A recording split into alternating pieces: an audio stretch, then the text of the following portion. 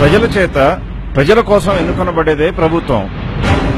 ప్రభుత్వం ఉండవలసింది ప్రజల కోసం, ప్రభుత్వం పనిచేయవలసింది కూడా ప్రజల కోసం. ప్రభుత్వ ఆదాయం అంటే ఏమిటి?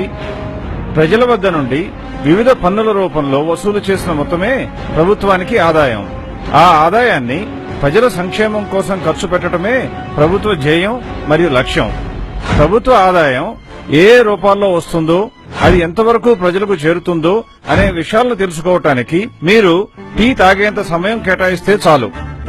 అగ్గిపెట్టె ధర 50 పైసలు. అందులో ప్రభుత్వానికి పన్ను రూపంలో చేరుతున్నది 20%, అంటే 10 పైసలు అన్నమాట. టూత్ పేస్ట్ ధర 35 రూపాయలు.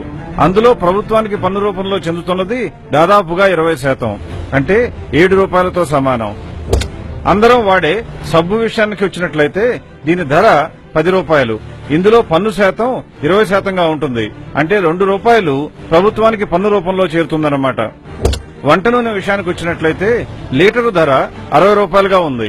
అందులో పన్ను రూపంలో ప్రభుత్వానికి చేరుతున్నది 20%, అనగా దాదాపు 12 రూపాయలు.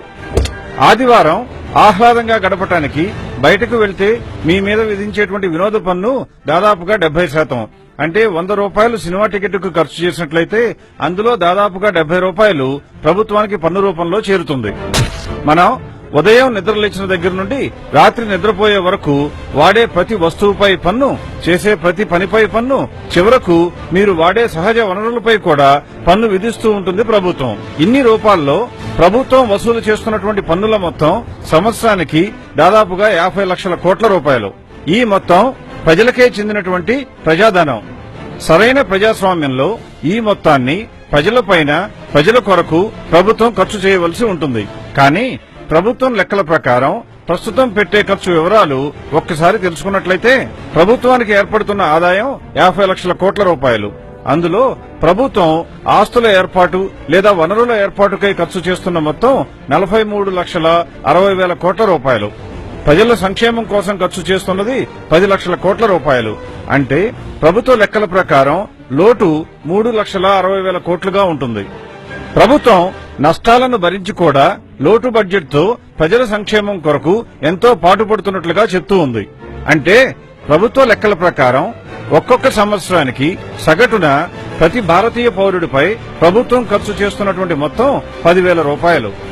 5 సభ్యులున్నటువంటి ఒక కుటుంబంపై ప్రభుత్వం ఖర్చు చేసే మొత్తం సంవత్సరానికి దాదాపుగా 50,000 రూపాయలు. 5 సంవత్సరాల కాలంలో ఒక కుటుంబంపై ప్రభుత్వం ఖర్చు చేస్తున్నట్టుగా చూపిస్తున్న మొత్తం 2,50,000 రూపాయలు. అంటే ప్రతి కుటుంబంపై సగటున నెలకు ఖర్చు చేస్తున్న మొత్తం 4,000 రూపాయలు అన్నమాట. ఇదే నిజమైతే తాగే నీటికి కొదవ ఉండదు. పౌష్టికాహారం అందరికీ చేరుతుంది. అందుబాటులో అందరికీ మెరుగైన ఉచిత విద్య, అధునాతన సౌకర్యాలున్న హాస్పిటల్స్ లో ఆరోగ్య పరీక్షలు, నిరంతర విద్యుత్ సౌకర్యం, శుభ్రమైన రోడ్లు, మెరుగైన డ్రైనేజ్ వ్యవస్థ. వాస్తవ పరిస్థితి ఇలాగే ఉందా? నీళ్లు రాని కుళాయిలు, పౌష్టికాహారం లేక ఇబ్బంది పడుతున్న ప్రజలు, చాలీ చాలని బట్టలతో అరాకొరా స్కూళ్లకు వెళ్తున్న పిల్లలు, రవాణా సౌకర్యం లేక అల్లాడుతున్న ప్రజలు, అస్తవ్యస్తమైన డ్రైనేజ్ వ్యవస్థ. ఎందుకు ఇలా జరుగుతోంది? దీనికి కారణం ఎవరు? సుమారు సంవత్సరానికి 10 లక్షల కోట్ల చొప్పున 5 సంవత్సరాలకు ఖర్చు అయ్యే 50 లక్షల కోట్లతో ప్రతి కుటుంబం ఎంతో మెరుగైన జీవితం గడపాలి. కానీ జరుగుతున్నది దీనికి భిన్నంగా ఉంది. దీనికి కారణం ఇన్ని లక్షల కోట్ల డబ్బు ఎక్కడికి పోతోంది? ఈ ప్రజాధనం ఎలా దుర్వినియోగం జరుగుతోంది? ఈ విషయం తెలుసుకోవాల్సిన బాధ్యత ప్రతి పౌరుడిపై ఉంది. ఇదిగో సాక్ష్యం.